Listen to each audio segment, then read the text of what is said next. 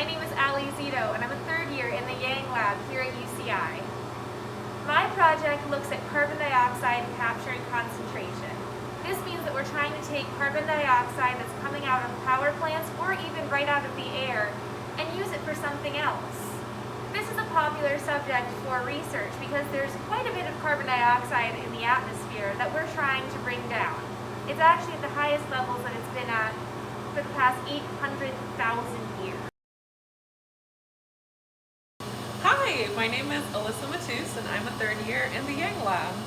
My research focuses on combining the capture and conversion of CO2 into more useful chemicals using transition metal complexes and electricity.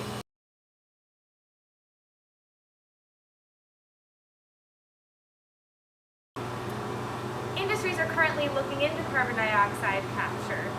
They're using something called thermal capture, which uses heat energy to capture carbon dioxide. This will never be super efficient. We're looking into using electricity, which would theoretically be much more efficient. Captured carbon dioxide can be used to help out with things like Alissa's project, where we're converting carbon dioxide into usable fuels. But it can also go into things like your soda or your beer.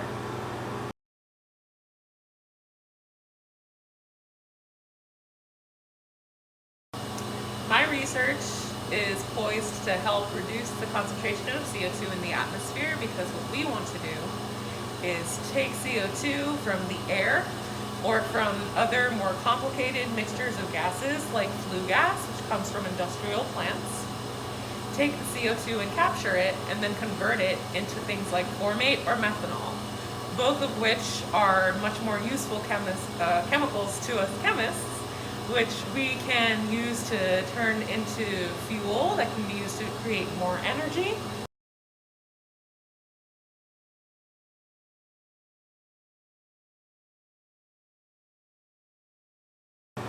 Carbon dioxide definitely belongs in our atmosphere, but not this much. We're trying to bring down the levels of carbon dioxide and bring up the levels of usable fuels so that we can get more energy from the carbon dioxide. My research is helping to restore our Earth by tackling our terrible climate change issue.